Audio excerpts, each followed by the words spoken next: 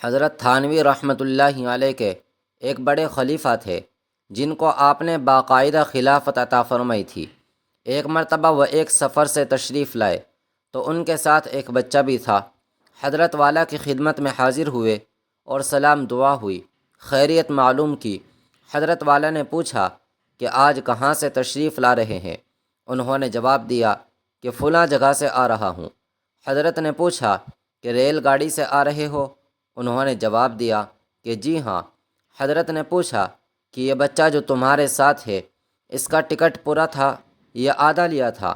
اب آپ اندازہ لگائیں کہ خانقاہ کے اندر پیر صاحب اپنے مرید سے یہ سوال کر رہے ہیں کہ بچے کا ٹکٹ پورا لیا تھا یا آدھا لیا تھا، جبکہ دوسری خانقاہوں میں ایسا سوال کرنے کا کوئی تصور ہی نہیں۔ دوسری خانقاہوں میں تو یہ سوال ہوتا ہے کہ معمولات پورے کیے تھے یا نہیں، تہجد کی نماز پڑھی تھی یا نہیں، اشراق کی نماز پڑھی تھی یا نہیں، لیکن یہاں یہ سوال ہو رہا ہے کہ یہ بچہ جو آپ کے ساتھ ہے، اس کا ٹکٹ آدھا لیا تھا یا پورا لیا تھا؟ انہوں نے جواب دیا حضرت آدھا لیا تھا۔ حضرت نے پھر سوال کیا کہ اس بچے کی عمر کیا ہے؟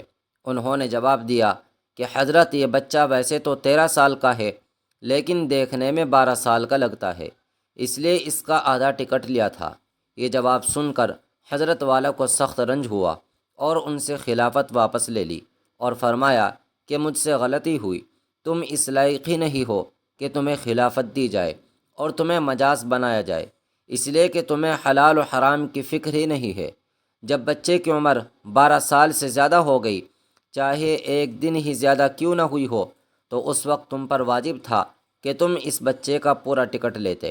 تم نے آدھا ٹکٹ لے کر جو پیسے بچائے وہ حرام کے پیسے ہیں، اور جس کو حرام سے بچنے کی فکر نہ ہو وہ خلیفہ بننے کا اہل نہیں۔ چنانچہ خلافت واپس لے لی۔